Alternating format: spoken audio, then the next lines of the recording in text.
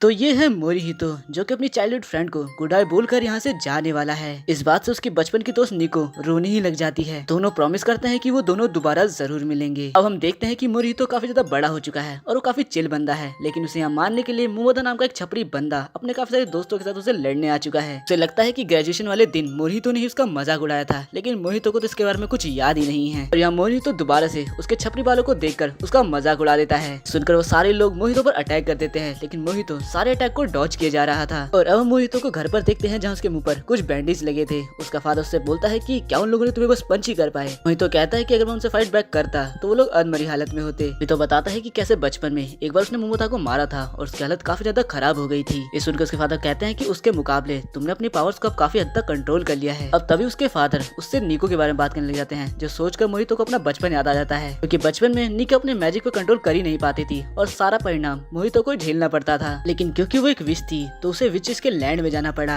अब मोहितो के फादर उसे बताते हैं कि निको की ट्रेनिंग पूरी हो चुकी है और अब वो यहाँ पर वापस आ रही है और साथ ही साथ वो तुम्हें अपना फैमिलियर बनाना चाहती है। लेकिन ये मोहितो को बिल्कुल पसंद नहीं आता। तब उसके फादर बताते हैं कि कैसे फैमिलियर जो होते हैं वो कैसे जानवर होते हैं, लेकिन कुछ फैमिलियर्स इतने ज्यादा अच्छे होते हैं कि वो मैजिक एब्जॉर्ब कर ह्यूमन फॉर्म ले लेते हैं और इनमें से कुछ तो ह्यूमंस के साथ शादी भी कर लेते हैं। और जब इन सब से मिक्स होकर जो ब्रीड आई उन्हें ऑगर्स कहा जाने लगा। और मैं आपको बता दूं कि जो मोरिहितो है वो एक ऑगर है, लेकिन अब मोहितो कहता है कि मैं उसका फैमिलियर नहीं बनने वाला, क्योंकि अभी के टाइम में ये बहुत ओल्ड चीज है। पर तब उसके फादर उसे बताते हैं कि जो फैमिलियर्स होते हैं वो अब के टाइम में मास्टर और सर्वेंट के कॉन्ट्रैक्ट में नहीं आते। लेकिन तब मोहितो कहता है कि अगर ऐसी बात है तो आप ही उसके फैमिलियर क्यों नहीं बन जाते। उसका फादर कहता है कि मैं मान तो जाता, पर मुझे किसी बिजनेस ट्रिप पर जाना है। साथ ही उसके फादर बताते हैं कि निको की जो मदर है उन्हें किसी कारण से वहीं पर रहना पड़ेगा, तो निको यहाँ अकेले ही आने वाली है और क्योंकि कल से तुम भी अकेले रहने वाले हो तो तुम दोनों साथ में रहोगे। इससे मोहितो काफी हैरान था, क्योंकि उसे अब अकेले रहना पड़ेगा उसके साथ में। दूसरी तरफ निको को देखते हैं जो कि अपनी उड़ने वाली झाड़ू पर बैठ कर आ रही थी और साथ ही काफी खूबसूरत भी लग रही है। साथ ही वो मोहितो के साथ रहने के लिए काफी ज्यादा एक्साइटेड है। अब अगले दिन मोहितो निको का ही वेट कर रहा था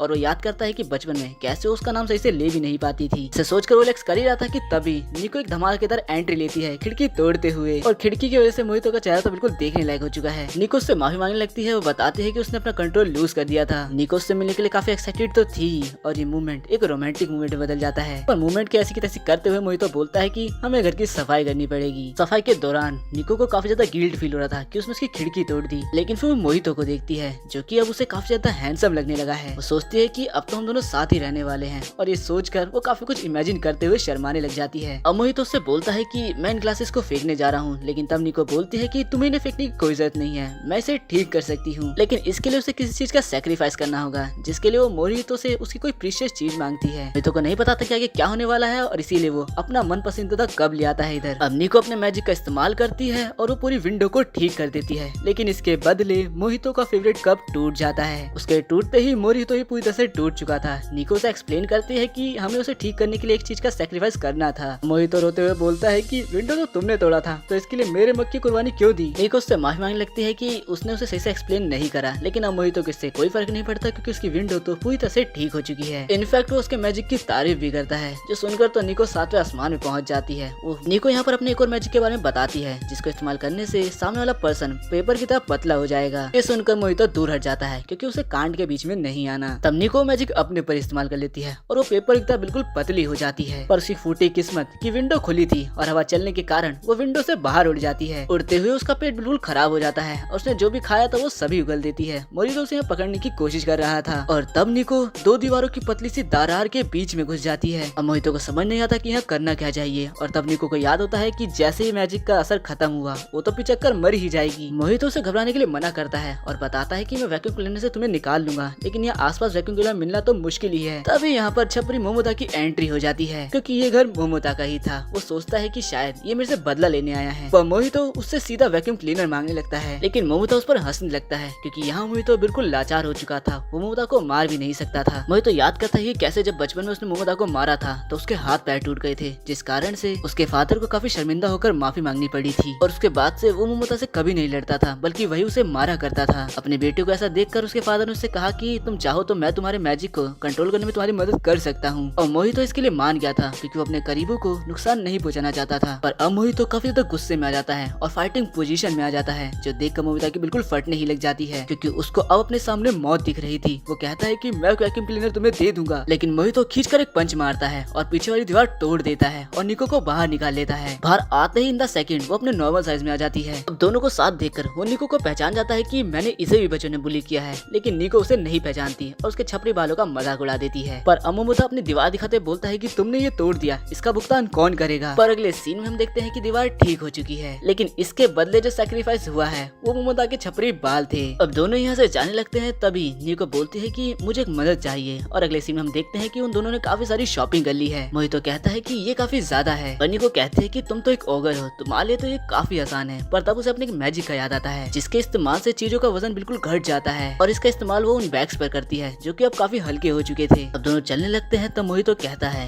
एज अ विच तुम्हें अपनी पावर्स को छुपाना चाहिए, क्योंकि जितना तुम्हारे बारे में लोगों को पता चलेगा उतनी ही मुसीबत तुम्हारी तरफ आएंगी। लेकिन निको का इसमें ओपिनियन कुछ और ही था। वो बोलती है कि मैं एक विच हूँ और मुझे अपनी पावर से लोगों की मदद करनी चाहिए, और वैसे भी अपने मैजिक के कारण अगर मैं लोगों के साथ बॉन्ड्स नहीं बनाऊंगी तो मैं डार्क मैजिक की तरफ बढ़ती जाऊंगी। लेकिन मोहितो को इसके बारे में कुछ भी नहीं पता था। लेकिन उसकी बात सुनकर मोहितो कहता है कि मैं भी तुम्हारी मदद करूंगा एक ग्रैंड विच बनने में। और ये सुनकर निको दोबारा से 7वें आसमान में पहुंच जाती है। पर तभी मोहितो कहता है कि देखो सामने वाली बिल्डिंग में आग लग चुकी है, वहाँ भी एक औरत फंसी हुई थी, जो देखकर निको डिसाइड करती है कि वो उसकी मदद करेगी। मोहितो से कहता है कि यहाँ पर काफी सारे लोग हैं, लेकिन उसे उससे घंटा फर्क नहीं पड़ता। तो अब मोहितो भी उसके साथ झाड़ू में बैठकर ऊपर पहुंच जाता है। उन दोनों को ऐसा देखकर सभी लोग काफी हैरान थे, पर उस औरत को अपनी जान बचानी थी, इसलिए वो जंप मार देती है। पर अब वजन काफी ज्यादा बढ़ चुका था। तब मोहितो निको को आइडिया देता है कि उसे वो लाइट मैजिक का इस्तेमाल करना चाहिए जो उसने बैग्स पर किया था, और उस मैजिक का इस्तेमाल वो मोहितो पर ही कर देती है, जिससे वो लोग स्टेबल हो जाते हैं। लेकिन इस मैजिक के इस्तेमाल से मोहितो का दिमाग भी बिल्कुल कम हो चुका था और वो अजीब अजीब हरकतें करने लग जाता है। इनफैक्ट वो तो सच भी बोल देता है कि वो एक ऑगर है और ये एक विच है। अब क्योंकि 3 सीटर भी काफी ज्यादा रिस्की हो रहा था, इसलिए निको वो मैजिक का इस्तेमाल अपने ऊपर भी कर लेती है, जिसके बाद वो एक इमरजेंसी लैंडिंग कर लेते हैं। वो लड़की उन दोनों का शुक्रिया करती है जान बचाने के लिए, और तब उन दोनों को याद आता है कि वो तो अपने सारे बैग्स रास्ते के बीच में भूला चुके हैं। लेकिन वो सभी चीजों के साथ घर पर आ चुके थे, पर अब बैग्स का वजन उनको कुछ ज्यादा लग रहा था। तभी निको अपनी बुक में पढ़ती है कि उस मैजिक का एक साइड इफेक्ट है, मैजिक खत्म होते ही चीजें दुगनी भारी हो जाती हैं, और ये पढ़ते ही दोनों जमीन पर गिर जाते हैं, क्योंकि उस मैजिक का इस्तेमाल तो दोनों ने अपने ऊपर भी किया था। उसके बाद हम रात का सीन देखते हैं जहाँ दोनों ही सोने वाले थे। यहाँ पर निको उससे माफी मांगती है सारी परेशानी खड़ी करने के लिए। ये सुनकर मोहितो को याद आता है कि उसके फादर ने उसे बताया था कि निको के ऊपर एक बहुत बड़ा डिजास्टर आने वाला है, और इसमें उसकी मदर उसको बचाने के लिए विचेस के लैंड में ही काम कर रही है, पर अब तक कुछ भी पता नहीं चला है सिवाय इसके कि जो भी निको का फैमिलियर होगा वही उसे बचा सकता है। और प्रेजेंट टाइम में सोचता है कि वो निको को बचा कर रहेगा और साथ ही लोगों को पता नहीं चलने देगा कि वो एक विच है। लेकिन निको तो यहाँ पर मन ही मन में मोहितो को आई लव यू तक बोल चुकी थी। अगली सुबह मोरिहितो चाय पीते हुए रिलैक्स कर रहा था, तभी यहाँ पर निको आ जाती है, जो कि मोरिहितो को देखकर काफी क्यूट एक्ट करने लगती है। लेकिन मोरिहितो उस पर ध्यान ही नहीं देता और बोलता है कि तुम पहले अपने कपड़े चेंज कर लो, भले ही हम दोनों चाइल्डहुड फ्रेंड हैं, पर मैं एक लड़का भी हूँ। और ये सुनकर निको की खुशी का ठिकाना नहीं था, और वो तो अपने सपने सजाने लगती है कि कैसे वो मोहितो को सेड्यूस करेगी, और कुछ नैनो सेकंड में अपने सपने संजोकर वो काफी ज्यादा खुश हो जाती है। इसके अगले सीन में दोनों ही अपने स्कूल के अंदर होते हैं, दोनों की ही सेम क्लास होती है, और निको इससे काफी ज्यादा खुश होती है। ऊपर से वो इस बात के लिए भी खुश थी कि वो मोहितो के साथ रोमांस तो कर ही पाएगी और साथ ही नए नए दोस्त भी बना पाएगी। लेकिन मोहितो को थोड़ा डर लग रहा था कि कहीं किसी को पता न चल जाए कि निको एक विच है। अब हम सेरेमनी के बाद का सीन देखते हैं जहाँ पर निको तो काफी ज्यादा खुश थी। वो खुशी खुशी जा रही थी और वो अपने आसपास काफी सारे कपल्स को देखती है, और उनको देखकर वो अपने और मोहितो के बारे में भी सोचने लगती है। तभी एकदम से मोहितो उसके सामने आकर बोलता है हमें बात करनी होगी। ये सुनकर निको के लिए तो माहौल पूरा रोमांटिक बन जाता है, पर माहौल को तोड़ते हुए मोहितो बोलता है क्लास में इंट्रोडक्शन के दौरान तुम किसी से ये मत बोलना कि तुम विच हो, और गलती से भी अपने मैजिक का तो इस्तेमाल बिल्कुल मत करना। पर ये सुनकर निको काफी ज्यादा गुस्सा हो जाती है। अब क्लास के अंदर सारे स्टूडेंट अपनी टीचर यूरी से मिलते हैं, जिसकी असली हॉबी तो असल में मांगा रीड करना है, पर वो सबको बताती है कि मोमो डांस करना उसे ज्यादा पसंद है, और इससे बच्चों को वो क्रीप लगने लगती है। अब जैसे ही स्टूडेंट्स की इंट्रोडक्शन की बारी आती है, तैसे ही मोरिहितो निको को आगाह करता है कि विच वर्ड का यूज बिल्कुल मत करना, और वैसे भी ये उसकी ड्यूटी है कि 1 साल तक वो निको को बचा कर रखे। अब हम कुछ फनी स्टूडेंट्स को जानते हैं, जिसमें से एक का नाम है आहारा, जिसके पेट में हमेशा ही दर्द रहता है। दूसरा है इशी, जिसे अपनी स्लीव्स फटी रहना ही ज्यादा पसंद है, क्या पता बंदा बॉडी का दीवाना है। तीसरा है ताकाआशी, जिसे दोस्त बनाना कम और दुश्मन बनाना ज्यादा पसंद है, लेकिन ऑनलाइन, इसे ही ऑनलाइन बदमाश कहते हैं भाई। चौथा है आराशी, जिसे कि लोगों के कमेंट में हेट कमेंट करना ज्यादा पसंद है। क्या तुम भी इनमें से कुछ हो? तभी निको नोटिस करती है कि मोरिहितो सभी बच्चों के बारे में कुछ नोट्स लिख रहा है, और क्योंकि उसने कुछ गलती कर दी थी तो वो रबर से उसे मिटा रहा था, पर उसकी रबर ही टूट जाती है, जिससे मोरिहितो बच्चों की तरह थोड़ा इमोशनल होने लग जाता है। निको इससे हैरान और खुश थी कि आज तक उसने किसी ओगर को रबर टूटने की वजह से उदास होते हुए देखा ही नहीं। वो सोचती है कि अपने मैजिक मैजिक से, चीजों को बड़ा करने वाले मैजिक की मदद से वो उसकी रबर को बड़ी कर देगी और मोरिहितो उसका दीवाना हो जाएगा। भाई क्या ये वो बड़ा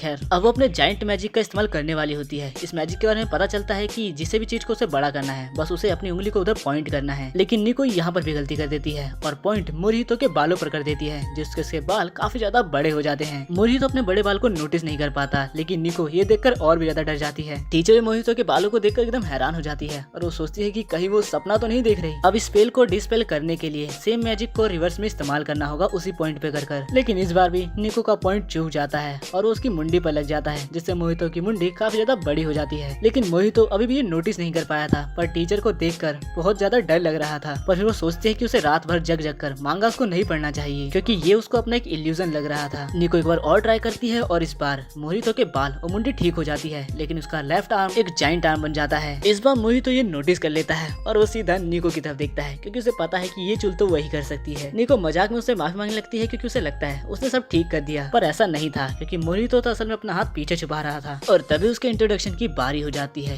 इतनी बुरी हालत में होने के बाद मोहितो बोलता है कि उसकी कोई भी हॉबी नहीं है। उसकी आवाज सुनकर सारे बच्चे उसे डरने लगते हैं, क्योंकि वो पूरी गैंगस्टर वाइब दे रहा था। इंट्रोडक्शन के खत्म होते ही वो निको के बेंच पे अपना हाथ रख देता है। निको समझ जाती है और अपने स्पेल से उसके हाथ को छोटा करने वाली होती है। तभी टीचर उसका ही नाम ले देती है। वो खड़ी हो जाती है और इस बार पॉइंट उसका खुद के ऊपर ही था और हाँ, उसका साइज अब क्लास की छत जितना हो चुका था। और ये देखकर बच्चे और टीचर सभी हैरान हो जाते हैं और मोहितो बेचारा तो अपना चेहरा ही छुपाने लग जाता है। खैर अब सब नॉर्मल हो चुका है और क्लास टीचर्स को ये पहले ही पता है कि निको एक विच है, क्योंकि उसकी मॉम ने सबको पहले ही बता दिया है। मोहितो निको के लिए काफी बुरा महसूस करता है, क्योंकि उसे लगता है कि अब उसका कोई भी दोस्त नहीं बनेगा। स्कूल ओवर होते ही वो निको को घर चलने के लिए बोलता है, पर तभी यहाँ पर कारा और कुरुमे नाम की दो लड़कियां आ जाती हैं, जो कि उसे अपने साथ बाहर चलने के लिए बोलती हैं। इस सुन निको तो काफी हैरान हो गई थी। वो मोहितो से परमिशन मांगती है और उसे परमिशन दे भी देता है। तीनों लड़कियां आराम से रेस्टोरेंट में जाने लगती हैं। तभी तीन गुंडे यहाँ पर उन तीनों को ही छेड़ने लग जाते हैं, पर कारा नाम की लड़की तीनों लड़कों की गंदी बेइज्जती कर देती है और दोनों लड़कियों को लेकर रेस्टोरेंट में चली जाती है। निको तो इस चीज से काफी ज्यादा इंप्रेस हो चुकी थी। अब वो दोनों लड़कियां पूछने लगती हैं कि क्या तुम स्पेल कास्ट कर सकती हो। इस पर निको काफी बड़ाई मारते बोलते हैं कि वो सब कुछ कर सकती है। वो सबको बताती है कि वो काफी ज्यादा खुश है, क्योंकि वो हमेशा से चाहती थी कि वो अपनी एज वाली लड़कियों के साथ कहीं बाहर घूमे, क्योंकि आज से पहले उसे कोई दोस्ती नहीं थे। ये सुनकर वो दोनों लड़कियां भी उसके लिए काफी खुश होती हैं। तभी कुरुमी बताती है कि मिडिल स्कूल में वो काफी अकेली रहा करती थी, उसका कोई भी दोस्त नहीं था। तभी कारा उसके पास आई और वो दोनों अब दोस्त बन चुके हैं। अब कारा दोनों को ये बातें करने के लिए मना करती है और फिर वो सीधा निको से पूछते है कि वो लड़का कौन था जो तुम्हारे बगल में था। मोहितो की बात करी है। उसे लगता है कि निको और मोहितो तो पक्का डेट ही कर रहे होंगे। निको बताती है कि ऐसा नहीं है, हम डेट नहीं कर रहे। फिर कारा उससे बोलती है कि अगर ऐसा नहीं है तो तुम एक साथ घर क्यों जा रहे हो। तब निको से बताती है क्योंकि हम दोनों एक साथ रहते हैं। और इस सुनकर यहाँ कारा का दिमाग खराब हो जाता है, जो कि अब हथियार लेकर उन तीन लड़कियों से लड़ने जा रहे थे। तभी उनके सामने मोहितो आ जाता है। यहाँ कारा निको से बोलती है कि मेरा इंट्रोडक्शन करा दो मोहितो के सामने, क्योंकि तुम लोग तो डेट नहीं कर रहे हो। लेकिन निको बोलती है कि मोहितो काफी फट्टू है और ऊपर से वो कोई रिस्पॉन्सिबिलिटी नहीं लेता। लेकिन यहाँ मोहितो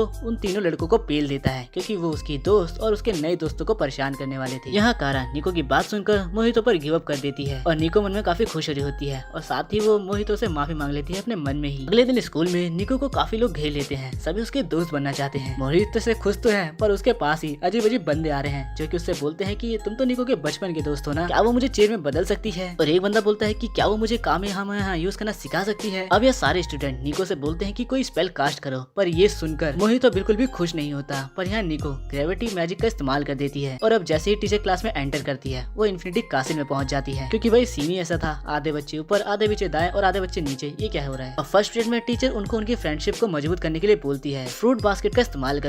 पर ये गेम क्योंकि बोरिंग है तो सभी बच्चे निको को कोई मैजिक इस्तेमाल करने के लिए बोलते हैं इस गेम के अंदर। पर ये सुनकर मोहितो बिल्कुल भी खुश नहीं होता, लेकिन उसकी कौन ही सुन रहा है। अब इसके बाद सारे बच्चे ग्राउंड में होते हैं, जहाँ पर उन्होंने एक सर्कल बना लिया है जिसके अंदर निको मैजिक कास्ट करेगी और सभी उड़ पाएंगे। अब निको मैजिक का इस्तेमाल करती है और सारे बच्चे हवा में फ्लोट करने लग जाते हैं। अभी मजे कर रहे होते हैं। कोई ग्रुप यहाँ पर धीरे धीरे चीजें सीख रहा होता है और लड़का ग्रुप तो लड़कियों को इम्प्रेस करने में ही था। कुछ बच्चे चैलेंजेस करके एक दूसरे में कंपटीशन कर रहे थे और कुछ तो आंसू की तरह सो ही रहे थे और कुछ बच्चे लिटरली ड्रैगन बॉल की तरह उड़ने का ट्राई कर रहे थे। बेचारी टीचर दूर से ये देख रही थी, उसे भी करना था, पर वो एक टीचर थी इसीलिए वो अंदर नहीं जा सकती। और एक बच्चा बाहर फटकर कूल बनने की कोशिश कर रहा था। पूरा स्कूल ये देख रहा था और उनकी क्लास से जल रहा था कि उनकी क्लास में कोई विच ही नहीं है। या मोहितो निको से बोलता है कि क्या तुम्हारा मैजिक खत्म नहीं होगा, जिस पर निको बोलती है कि रेड बीन पेस्ट खाने के बाद उसका मैजिक वापस से रिकवर हो जाता है। निको बताती है कि बचपन से वो फ्लाई कर सकती है, लेकिन आज सबको उड़ाकर उसे काफी ज्यादा मजा आ रहा है। पर मोहितो बताता है कि वो ओगर बनकर बिल्कुल भी खुश नहीं है। निको बोलती है कि तुम्हारी पावर काफी इंसेन और कमाल की है, लेकिन यहाँ मोहितो याद करता है कि बचपन में कोई भी बच्चा उसके साथ नहीं खेलता था क्योंकि उनके पेरेंट्स ने उसके साथ खेलने से उसे मना किया था। तभी स्कूल में एक ट्रक घुस जाता है और वो सर्कल में चला जाता है, जिससे के बाद वो भी उड़ने ही लग जाता है। लेकिन फ्लोट करते करते वो मैजिक सर्कल से बाहर हो जाता है और नीचे गिरने वाला होता है, पर तभी मोहितो जाकर उसे पकड़ लेता है। सभी स्टूडेंट्स ये देखकर एकदम हैरान हो जाते हैं। निको सोचती है कि वो कवर अप करते हुए सबको बोलेगी कि ये मेरे मैजिक की मदद से हुआ है, पर तभी मोहितो सबको बोल देता है कि वो एक ऑगर है। उसे लगता है कि अब उससे सब डरेंगे, पर डरने के बजाय सारे बच्चे एकदम खुश हो जाते हैं। मोहितो ने बिल्कुल भी नहीं सोचा था, पर अब वो खुश है क्योंकि सब ने उसे भी एक्सेप्ट कर लिया है। वो इससे काफी ज्यादा खुश था, लेकिन अभी भी अजीब बंदे उसके पास आना नहीं छोड़ते हैं। एक बंदा आता है और पूछता है कि क्या निको मेरी आंखों को स्वैप कर सकती है, और दूसरा बंदा अगर बोलता है कि क्या तुम ये टर्टल के शेल को उठा सकते हो।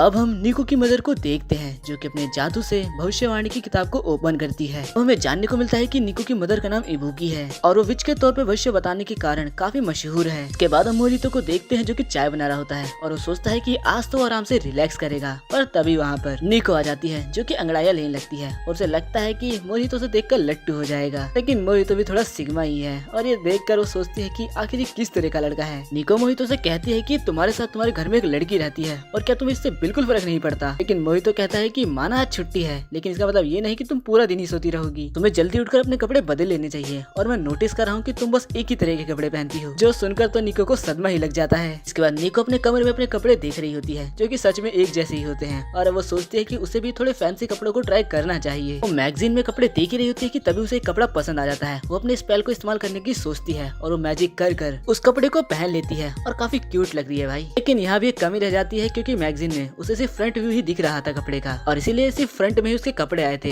बाकी पीछे से सब कुछ दिख ही रहा था उसका। भाई वो सब नहीं, तुम गंदा सोच रहे हो। निको सोचती है कि चाहे जो भी हो उसे एक बार तो मोहितो के सामने जाना ही होगा। अब वो उसके पास आ जाती है जो देखकर मोहितो बोलता है कि तुम ऐसे क्यों खड़ी हो। वो बोलती है कि मैं कुछ ट्राई कर रही हूँ और वो अचानक से ही रेसलिंग पोजीशन में आ जाती है और तभी मोहितो उठकर जाने लगता है। तब निको कहती है कि नहीं तुम वहाँ से नहीं उठ सकते। वो दोबारा बैठ जाता है। अब वो उससे अपनी ड्रेस के बारे में पूछने लगती है जिसे मोहितो कहता है कि सच में तुम्हारे पर काफी अच्छा लग रहा है, मुझे तो लगा ही नहीं था कि तुम्हारे पास ऐसे भी कपड़े हैं। ये सुनकर निको खुश हो जाती है। मोहितो दोबारा जाने लगता है पर उसका रास्ता ही रोक लेती है। अब मोहितो से पूछ लेता है कि आखिर तुम ऐसा क्यों कर रही हो। निको बोलती है कि मैं तो सिर्फ तुम्हें अपने कपड़े दिखाना चाहती हूँ, पर तुम तो यहाँ से जा रहे हो। अब मोहितो उसकी तारीफ करते हुए कहता है कि सच में ये कपड़े तुम्हारे पर काफी ज्यादा ही अच्छे लग रहे हैं, लेकिन सच बताऊं तो मुझे तुम तुम्हारे उन्हीं कपड़ों में ठीक लगती हो जिसमें तुम ज्यादा कंफर्टेबल रहती हो। और ये सुनकर तो निको एकदम ही खुश हो जाती है और जल्दी से अपने वही कपड़े पहनने जाती है। लेकिन तब मोहितो उसके पीछे से देख लेता है और बेचारा ब्लश करने लग जाता है और निको तो चिल्ला ही देती है। फाइनली अपनी ओल्ड क्लोथ में आ जाती है जो देखकर मोहितो कहता है कि इसमें तुम काफी अच्छी लग रही हो। अब वो क्लोज आकर उसके कपड़े को देखने लगता है जिससे निको को लगता है कि वो उसे किस करने वाला है, पर तब मोहितो बोलता है मुझे ही लग रहा है कि ये कपड़ा कुछ ज्यादा ही ओल्ड है, आखिर तुम ये लाती कहाँ से हो। तब निको बताती है कि ये उसको उसकी ग्रैंड मदर ने भेजा है जो कि फ्रांस में रहती है। मोहितो इससे हैरान हो जाता है। फिर वो बोलता है तुम मेरी ये जैकेट देख रही हो, ये 1940 की दशक की है, तब ये फैशन बहुत ज्यादा ट्रेंड में था, पर जो तुमने कपड़े पहने हैं ये 1920 के दशक का है और तुम अब भी नहीं पहन रही हो। पर निको को तो इस पर विश्वास ही नहीं होता और वो बोलती है अभी तुमने तो कहा था कि मुझे देखकर तुम्हारे दिल की धड़कन तेज हो जाती है। लेकिन इस पर मोहितो चाय पीते हुए अजीब सा फेस बनाता है। अब दोनों साथ बैठकर कुछ देर तक मजाक मस्ती में बातें करने लगते हैं। इन बातों के पीछे मोहितो कहता है कि मुझे काफी अच्छा लगा तुम वापस आ गई, तुम्हारे साथ होने से मुझे काफी ज्यादा अच्छा लगने लगा है। ये सुनकर तो निको एकदम ही खुश हो जाती है। अब मोहितो कहता है कि मैं बेंटोक बनाने वाला हूँ, क्या तुम्हें ये खाना है। जिस पर निको कहती है कि हाँ मुझे भी वो खाना है। अब अगले दिन निको के लिए काफी सारे पार्सल आए थे। मोहितो पूछता है कि आखिर इनमें क्या है। निको बताती है कि ये उसकी मदर ने भेजा है और इनमें काफी सारी मांगास भी हैं। उन पार्सल्स में से एक पार्सल मोहितो के लिए भी था और उस पर एक लेटर भी था। मोहितो पढ़ता है जो कि निको की मदर ने लिखा था। वो बताती है कि मैं काफी खुश हूँ कि निको तुम्हारे पास है, मेरे पास कोई भी ऑप्शन नहीं था उसे तुम्हारे पास भेजने के अलावा। इस टाइम पर वो एक छोटे से गाँव कस्बे में रह रही है। वो बताती है कि आजकल विचेस का काफी ज्यादा हंट किया जा रहा है, इसीलिए मुझे निको को जापान भेजना पड़ा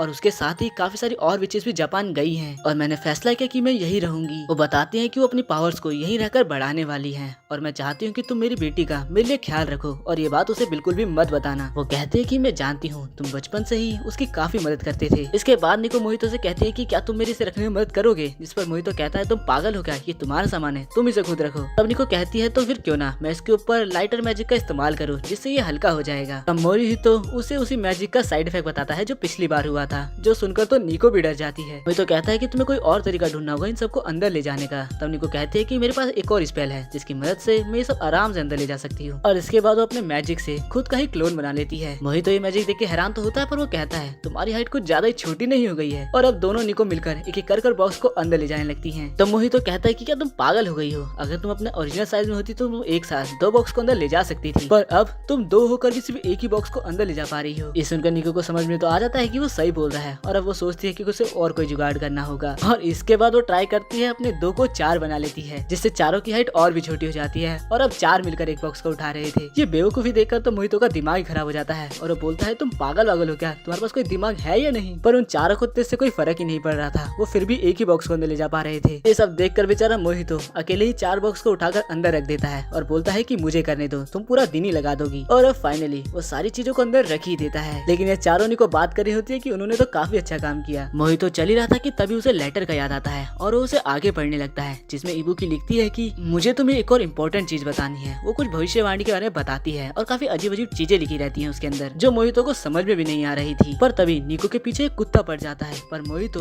अपना हाथ कटवा कर भी निको को बचा लेता है। तभी डॉग का ओनर कुत्ते को लेने आता है, पर मोहितो उस पर काफी ज्यादा ही भड़क जाता है, जिससे मालिक और कुत्ता डर कर यहाँ से भाग जाते हैं। अब चारों निको ही काफी ज्यादा डर चुकी थी और रोने ही लग जाती है। इसके अगले सीन में निको अपने ओरिजिनल साइज में आ चुकी थी और वो मोहितो से माफी मांग रही थी सारी गड़बड़ के लिए। पर मोहितो कहता है कि इसमें तुम्हारी कोई गलती नहीं है, जिस पर निको कहती है ऐसी बात है तो मैं तुम्हारे लिए चाय बना कर लाती हूँ। अब गाइस मैं बताता हूँ कि लेटर के अंदर क्या अजीब चीज लिखी थी। पहला लिखा था कि क्या कुत्ते के काटने से आपदा आ सकती है और क्या खून की बूंदों से बारिश हो सकती है। मोहितो सोचता है कि कुत्ते के काटने से तो आपदा नहीं आई क्योंकि मैंने निको को बचा लिया, लेकिन वो बारिश को लेकर सोचने लग जाता है, जिस चक्कर में वो वेदर भी चेक करता है, जहाँ उसे पता चलता है कि एक तूफान आने वाला है। और तभी हम बाहर बारिश के बीच में एक अननोन बंदे को देखते हैं। इसके बाद हम निको और मोहितो को बाहर देखते हैं, जो कि कुछ लेने गए थे। जहाँ निको बोलती है कि मैं ये घर पर भी बना सकती थी मैजिक से, पर मोहितो कहता है कि ऐसी कोई बात नहीं है, मुझे तुम्हारे साथ आकर अच्छा लगा। यहाँ बंदा अभी भी उस लेटर के बारे में ही सोचे जा रहा था। निको यहाँ पर उसे एक एनिमे का नाम बताती है, लेकिन उसका इस बात पर बिल्कुल भी ध्यान नहीं था। तब निको उससे बोलती है कि आखिर ऐसी क्या बात हो गई है जो तुम मुझे नहीं बता सकते, पर मोहितो कहता है कि ऐसी कोई बात नहीं है। तभी निको डॉग कहने लगती है, जो सुनकर मोहितो बोलता है कहाँ है कुत्ता, बताओ मुझे। निको कहती है कि वो तो मैंने ऐसे ही कह दिया था। मोहितो काफी घबरा तो चुका ही था और वो सोचता है कि मुझे कैसे भी रेन से भी निको को बचाना होगा, इसीलिए वो निको को कहता है कि तुम मेरे अम्ब्रेला के नीचे आ जाओ। और वह इससे तो निको काफी ज्यादा खुश हो जाती है। उसे लगता है कि चलो फाइनली कुछ तो बात बनी रही है और वैसे खुशी खुशी जा ही रही होती है। इस बीच में निको की फ्रेंड कागा भी उसे देख ही लेती है, पर निको उसे जैसे तैसे कर यहाँ से भगा ही देती है। इसके बाद वो दोनों एक खाली मैदान में पहुंच जाते हैं। अब बारिश भी फाइनली रुकी चुकी थी और निको को वो जगह काफी अच्छी लग रही थी।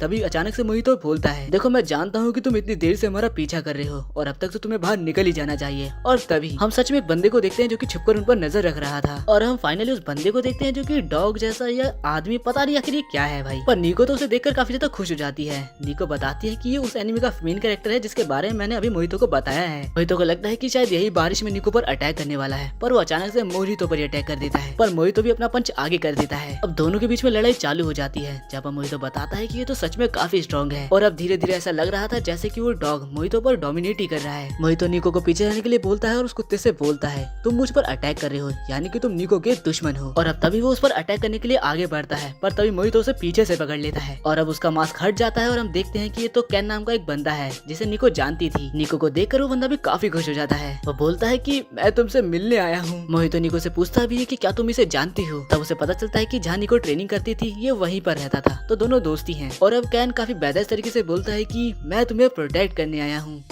अब कैन निको से मिलने के कारण काफी ज्यादा ही खुश था, लेकिन मोहितो को उस पर गुस्सा आ रहा था क्योंकि वो उससे बात करने की कोशिश कर रहा था, लेकिन कैन उस पर ध्यान ही नहीं दे रहा। कैन बताता है कि उसकी फैमिली माउंटेन्स पे रहती है जो कि वहाँ को प्रोटेक्ट करती है और निको भी एक तरह से वहीं ट्रेनिंग कर रही थी और इसीलिए अब ये दोनों भी दोस्त हैं। कैन यहाँ पर मोहितो को जलाने की कोशिश करता है, बोलता है कि एक दिन निको अपना स्विम सूट भूल गई थी और मैं उसे ढूंढने गया था, लेकिन भाई मोहितो लौंडा हमारा सिग्मा है, उसे इससे कोई फर्क ही नहीं पड़ता। अब मोहितो कहता है कि हमें थोड़ी काम की बात कर लेनी चाहिए, जिस पर कैन बोलता है कि तुम तो यार काफी ज्यादा बोरिंग हो, मुझे भी निको की मदर नहीं कहा है इसका बॉडीगार्ड बनने के लिए जिस तरह से तुम हो। और फिर वो मोहितो को ऑर्डर देता है कि मेरे लिए खाना लेकर आओ, लेकिन मोहितो खाना लाता तो है पर उसके मुंह पर ही फेंक देता है। कैन को उस पर काफी तो गुस्सा आने लगता है, लेकिन मोहितो कहता है कि मुझे लगा वो तो प्लेट है। मोहितो उसे काफी डरावनी लुक देता है, लेकिन कैन को उस पर काफी ज्यादा गुस्सा आ रहा होता है। अब मोहितो से पूछता है कि अगर तुम उसके बॉडीगार्ड थे तो इतने टाइम से छुप क्यों रहे थे, और कैन उसे कुछ भी नहीं बताना चाहता, लेकिन मोहितो उससे कैसे भी सब कुछ निकलवा लेगा। और अब वो निको को बोलता है कि अम्ब्रेला पे मैजिक यूज करो, और अब हमें पता चलता है कि जो टैंगो होते हैं यानी कि ये जो कैन है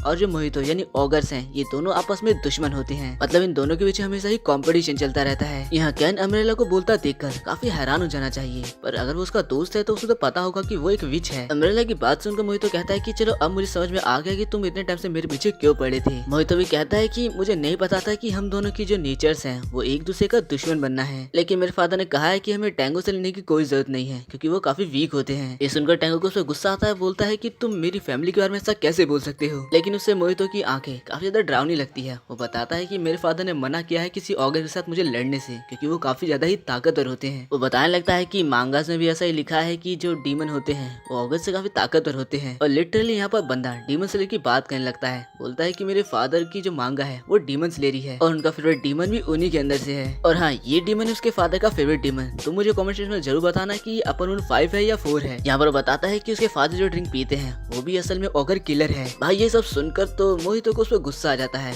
और वो बोलता है कि क्या तुम पागल हो, यहाँ पर तुम अपने डैड की बात नहीं करनी चाहिए। वो उससे पूछता है कि आखिर तुम इतने टाइम से छुप क्यों रहे थे। कैन बताता है कि असल में वो एक सही टाइम का इंतजार कर रहा था, एक ऐसा टाइम जब वो निको को बचाए और काफी ज्यादा पॉपुलर हो जाए और निको भी उसे पसंद करने लगे। लेकिन यहाँ मोहितो कहता है कि तुम मुझे नहीं हरा सकते और मैंने अभी भी तुम्हें हरा ही दिया है। पर निको यहाँ पर कैन का शुक्रिया करती है छुप छुप के उसकी मदद करने के लिए और कैन इससे काफी खुश होता है। पर तब कैन का अम्ब्रेला उसकी पोल खोल देता है और बताता है कि निको की मदर ने उसे एज अ असिस्टेंट ज्वाइन करवाया था, इसीलिए ये निको का बॉडीगार्ड बन रखा है। और ये सब असल में इसकी जुआ खेलने की आदत की वजह से है। इसने गाँव वालों से काफी ज्यादा पैसा भी उधार ले रखा है। कैन खुद बताता है कि मैं गाँव से भागने ही वाला था, तब निको की मदर ने मेरी मदद करी और इसीलिए मैं इसका बॉडीगार्ड बन चुका हूँ। अब निको दोनों के लिए चाय बनाने के लिए जाती है, तभी कैन मोहितो को एक लेटर देता है जो कि निको की मदर ने दिया था। उसमें लिखा हुआ था कि जो डिजास्टर निको के ऊपर है यानी तुम्हारा दुश्मन वो स्कूल के अंदर ही है। ये सुनकर मोहितो एकदम हैरान हो गया था। कैनी बताता है कि मैं काफी टाइम से स्कूल पे नजर रख रहा था और कुछ तो अजीब है स्कूल के अंदर, लेकिन हमें ये बात निको को नहीं बतानी चाहिए वरना वो घबरा जाएगी। तभी यहाँ पर निको भी आ जाती है। तब कैन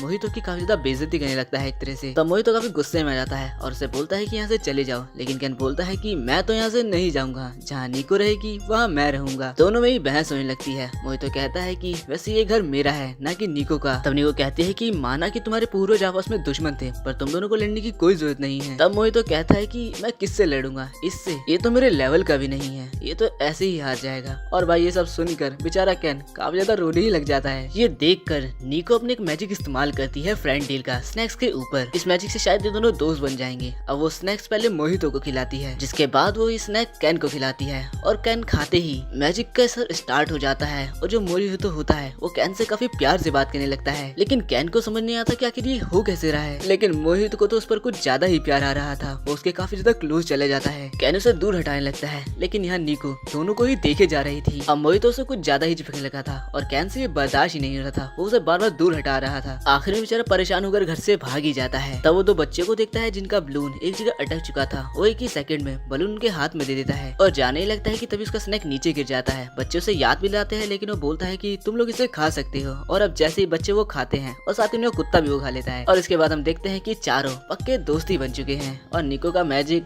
हमेशा ही कांड करता है भाई। इसके बाद हम देखते हैं तीनों को घर पर, जहाँ मैजिक का असर बिल्कुल खत्म हो चुका था। निको अपने कांड के लिए दोनों से माफी मांग रही थी, पर दोनों का ध्यान उस पर बिल्कुल नहीं था। इसके बाद तभी डोरबेल की आवाज आती है। निको गेट खोलने जाती है और फिर चिल्लाती है। दोनों ही उसके पास जाते हैं। हमें ये तो पता नहीं चलता कि आखिर क्या चीज थी, पर वो चीज निको की ड्रेस की शेप ले चुकी थी और उसके ऊपर चढ़ चुकी थी। निको बताती है कि मैंने अपनी मदद से आउटफिट मंगाई थी और उस कपड़े की हम आंखें भी देख सकते हैं जो कि काफी डरावनी सी है। वो ड्रेस बोलने लगते हैं कि मैंने फाइनली विच की डॉटर को कैद कर लिया है। और ये सुनकर मोहितो और कैन दोनों को ही लगता है कि आखिर ये क्या हो गया, क्या हमारा दुश्मन भी मैजिक का इस्तेमाल कर सकता है। मोहितो निको को बचाने के लिए आगे जाता है, लेकिन वो कपड़ा और भी टाइट हो जाता है और वो बोलता है कि अगर तुम जरा भी करीब आओगे मैं टाइटली दबा कर ही निको को मार डालूंगा। और अब वो उसे उड़ाकर यहाँ से ले जाने लगता है। मोहितो उसका पीछे जाने लगता है, तभी कैन उसका हाथ पकड़ लेता है और कहता है कि क्या तुम देख नहीं रहे वो उड़ कर जा रहे हैं। इसके बाद वो नारुतो की तरह हैंड्स बनाकर अपने मैजिक का इस्तेमाल करता है। तैसे ही आसमान में काफी सारे कौवे आ जाते हैं और वो कैन को रास्ता बताने लगते हैं कि निको कहाँ जा रही है। यहाँ निको भी उस कपड़े से बोल रही थी कि मोहितो मुझे कैसे भी बचा लेगा, लेकिन वो कपड़ा कहता है कि हम उड़ रहे हैं, वो तुम्हें बचाने नहीं आ पाएगा। निको बचपन की बातों को याद करते हुए बोलती है कि उसने हमेशा ही मुझे बचाया है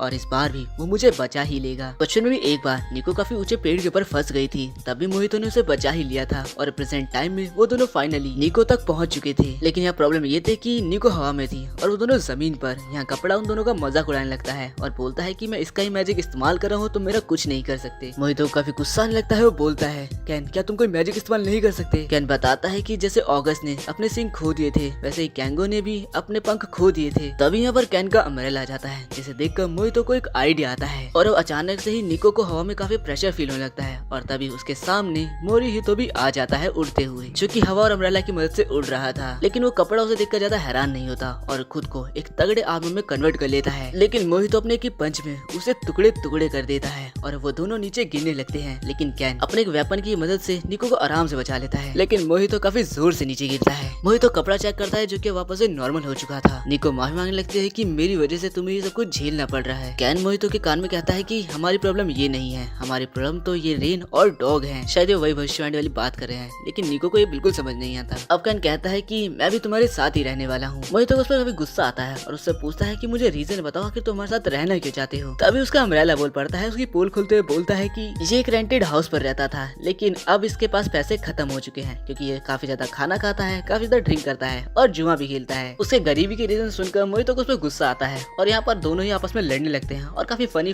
बहस होती है दोनों के बीच में। अब वो लोग वापस से सीरियस हो जाते हैं, जहाँ पर निको उनकी मदद के लिए शुक्रिया बोलती है और बताती है कि हम एक अच्छी टीम भी बन सकते हैं। मोहितो काफी काइंड पर्सन है जिससे कभी भी किसी की मदद की जरूरत नहीं पड़ती और कैन तुम भी कुछ मोहितो की तरह हो, क्या पता तुम दोनों की जमने लगे आगे जाकर। इसके बाद वो दोनों के साथ एक सेल्फी क्लिक करती है जहाँ दोनों एक दूसरे को देखना भी नहीं चाहते और ये सेल्फी अपनी मदर को भेज देती है कि हम तीनों अब दोस्त बन चुके हैं। शाम को ही तीनों शॉपिंग कर घर जा रहे होते हैं, जहाँ पर मोहितो को दोबारा से कैन पर गुस्सा आने लगता है क्योंकि वो काफी फालतू चीजें खरीद रहा था। ये देखकर निको हंसने लगती है। तब यहाँ पर वही दो बच्चे आते हैं जिनकी कैन ने मदद करी थी और उसका शुक्रिया करते हैं और ऐसे ही यहाँ पर काफी सारे लोग आते जाते हैं जिनकी कैन ने मदद करी थी और वो सब उसे जानने लगे हैं। ये देखकर मोहितो भी हैरान होता है कि आखिर इसे इतने लोग जानते कैसे हैं और तब हमें कैन की पर्सनैलिटी का बताया जाता है कि वो काफी आराम से दोस्त बना लेता है। इसके बाद रात को दोनों ही गेम खेल रहे होते हैं और डिसाइड करते हैं कि कौन किससे बेहतर है।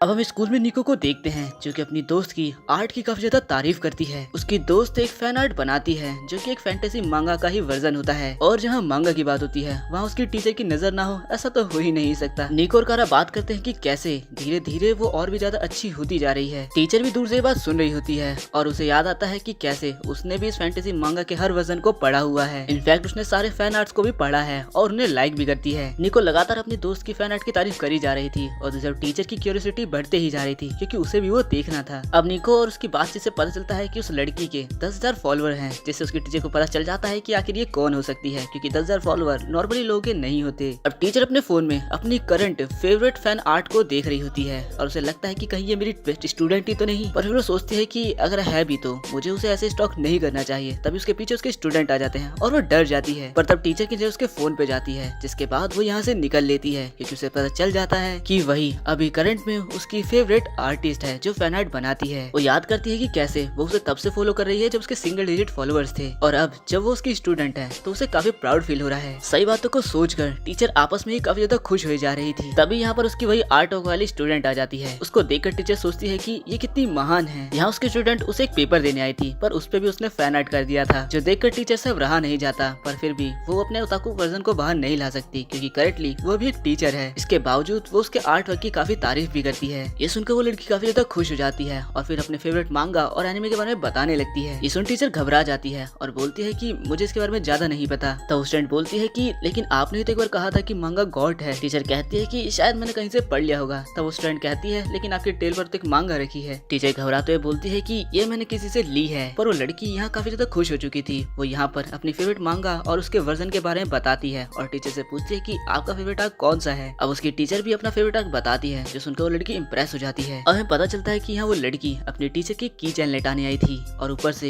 ये एक लिमिटेड एडिशन भी है। टीचर इसको लेकर कोई बहाना मारने वाली होती है, तब वो लड़की एक्साइटेड होते हुए बोलती है कि आपको किसी भी चीज को छुपाने की जरूरत नहीं है टीचर, आप अगर किसी चीज को पसंद करते हो तो करते हो, इसे एक्सेप्ट करो। टीचर अब काफी ज्यादा हेजिटेट करने लगती है, लेकिन वो एडमिट करती है कि हाँ उसे ये मांगा काफी ज्यादा पसंद है और इससे वो स्टूडेंट काफी खुश होती है। अगले दिन हम निको को देखते हैं जिसके पास एक स्टूडेंट मदद मांगने आया है। वो कहता है कि मैं चाहता हूँ कि जब भी मैं बाथरूम जाऊँ तो कोई भी मुझे नोटिस ना करे, लेकिन मोहितो इसके लिए साफ साफ मना कर देता है। पर तब निको कहती है कि एक विच तभी सक्सेसफुल विच बन सकती है जब वो लोगों की मदद करे जब उन्हें जरूरत हो। जिसका निको कहती है यानी तुम्हें एक ऐसा मैजिक चाहिए ताकि जब तुम क्लास के बीच में भी कहीं जाओ तो कोई तुम्हें नोटिस ही ना करे। वो बंदा इसके लिए हाँ बोलता है। तब मोहितो बोलता है कि क्या तुम छोटे बच्चे हो, अपना हाथ खड़ा करो और पूछ कर चले जाओ, इसमें शर्माना क्या है। वो बंदा अपनी दुख भरी कहानी सुनाता है कि बचपन में जब वो बाथरूम जाता था तब बच्चे उसे चिढ़ाने लग गए थे, जिस वजह से वो ट्रॉमेटाइज हो चुका था और क्योंकि ये तुम्हारे साथ नहीं हुआ है तो तुम नहीं समझोगे। इससे मोहितो भी एग्री करता है, पर वो कहता है कि जिस तरह तुम यहाँ आए हो उसी तरह से तुम वहाँ भी जा सकते हो। पर इस दौरान वो सभी लोग निको के बारे में भूल ही चुके थे और पता चलता है कि निको ने एक स्पेल कास्ट भी कर दिया है, जिसमें वो जब भी अपने हाथ क्रॉस करेगी लोग उसके बारे में भूल ही जाएंगे और जैसे ठीक करेगी सबको याद आ जाएगी कि निको भी है। अब वो मैजिक वो उस बंदे पर कास्ट कर देती है, जिसके बाद हम क्लासरूम का सीन देखते हैं जहाँ पर उस बंदे का पेट दोबारा खराब होने लगता है, पर उसकी हिम्मत नहीं होती कि वो टीचर से पूछे। तब मोहितो उसे पीछे से गुड लक बोलता है, जिसके बाद वो बंदा अपने हाथ को क्रॉस करता है और कोई भी उसे नोटिस नहीं करता। वो घबराते हुए क्लास से बाहर निकल जाता है और रोने ही लगता है कि किसी ने उसे नोटिस नहीं कर पाया। तभी उसके सामने उसके पीटी टीचर आ जाते हैं। उसकी फट रही थी क्योंकि उसे लग रहा था कि उसके टीचर ने उसे नोटिस कर लिया है। तभी यहाँ पर मोहितो उसे बचाने आ जाता है, जिससे हिम्मत लेकर वो बंदा सक्सेसफुली बाथरूम में पहुंच जाता है। लेकिन तब उसे एक और प्रॉब्लम नजर आती है कि जैसे वो अपने हाथ को सीधा करेगा सबको याद आ जाएगा कि वो क्लास में है ही नहीं। पर तभी क्लास ओवर हो जाती है और यही मौका देखकर वो सीधा अपना पेट हल्का करने के लिए बैठ जाता है। पर तभी यहाँ पर और भी बच्चे आ जाते हैं और ये उसके वही पुराने बुलीज थे। वो लोग नोटिस कर लेते हैं कि बाथरूम में कोई है, पर वो कुछ बोलते नहीं और यहाँ से चले जाते हैं। इसके बाद क्लास में वो निको का शुक्रिया करता है और उसे हिम्मत मिल जाती है कि अब वो अपना हाथ खड़ा कर सकता है और साथ ही वो निको से माफी मांगता है उसकी फालतू सी मदद के लिए। निको इससे बोलते हैं कि मुझे इससे कोई दिक्कत नहीं है, मैं एक सक्सेसफुल तभी बन सकती हूँ जब मैं लोगों की मदद करूंगी। तभी उसकी वॉन्ड का मैजिक स्टोन चमकने लगता है। निको बताती है कि हर एक न्यू विच को ब्लू कलर का मैजिक स्टोन मिलता है और जैसे जैसे वो लोगों की मदद करती है उनका स्टोन व्हाइट होता जाता है, जो कि उसकी ग्रोथ को दिखाता है। मोहितो निको लिए काफी खुश था, पर वो चाहता नहीं था कि वो मैजिक का इस्तेमाल करे। इसके बाद हम एक लड़की को देखते हैं जो कि उन तीनों को देख रही थी। अब स्कूल की छुट्टी में तीनों जा रहे थे कि तभी मोहितो के पास एक टीचर मदद मांगने आते हैं कि उनकी कार के नीचे एक कैट आ चुकी है। तब मोहितो एक ही बार में कार को उठा देता है और कैट यहाँ से भाग जाती है। जिसके बाद यहाँ पर सारी लड़कियां तो मोहितो से इम्प्रेस हो चुकी थी, सिवाय निको और कैन के। पर तब हम देखते हैं कि वो कैट असल में एक लड़की बन जाती है जिसे हमने पहले देखा था। अब हमें उस लड़की का नाम पता चलता है जो कि होता है नीमो, और वो चाहती है कि मोहितो उसका फैमिलियर बन जाए। लेकिन नीमो लोगों से बात करने में काफी ज्यादा शर्माती है। यहाँ कैन मोहितो का मजाक उड़ाने की कोशिश कर रहा था, लेकिन मोहितो उसका ही मजाक उड़ाता है ये बोलकर कि तुम मुझसे जेलस फील कर रहे हो। लेकिन यहाँ निको भी उसका मजाक उड़ा रही थी। तभी यहाँ पर नीमो वापस अपनी कैट वाली फॉर्म में आ जाती है। तभी कैन उसे नोटिस कर लेता है, पर तब निको और कैन दोनों उसे टच करने वाले होते हैं। इससे नीमो काफी ज्यादा घुर्राने लगती है क्योंकि वो नहीं चाहती कि कोई कैन को उसे टच करे। साथ ही वहाँ पर निको से काफी ज्यादा जेलस फील कर रही है कि उसने एक ऑगर को अपना फैमिलियर बना रखा है और ये उसके लिए काफी अनफेयर है। लेकिन नीमो तो खुद मोहितो से बात करने में शर्माती है। उसे लगता है कि उसे घर चले जाना चाहिए, पर तब उसका कॉन्फिडेंस वापस आता है और वो सोचती है कि अगर उसने मोहितो को अपना फैमिलियर बना लिया उसकी मदर भी उसे अप्रूव कर देगी, क्योंकि वो एक एलाइट विच की फैमिली से है, इसीलिए वो एक स्ट्रॉन्गेस्ट फैमिलियर तो डिजर्व करती ही है। अब वो उनके पीछे करते करते मोहितो के घर तक पहुंच जाती है, उसके काफी करीब। लेकिन यहाँ पर क्योंकि निको और कैन होते हैं तो वो कुछ कर नहीं पा रही थी। तभी अचानक से निको से टच करने वाली होती है। इससे नीमो घबरा जाती है और इधर उधर भागने लगती है और इन द एंड वो मोहितो की गोद में आ जाती है। और मोहितो को इतना क्लोज देखकर उसे लगता है कि मोहितो ने उसे पकड़ रखा है। यहाँ मोहितो बोलता है कि मैं तुम दोनों को दिखाने वाला हूँ कि कैसे कैट को सहलाते हैं। जिसके बाद वो काफी सॉफ्टली उस कैट को कंफर्ट करता है और नीमो भी इसके लिए रेजिस्ट नहीं करती। कैन और निको ये देखकर हैरान थे और साथ ही जेलस भी। नीमो को तो उसकी गोद में काफी ज्यादा कंफर्ट फील हो रहा था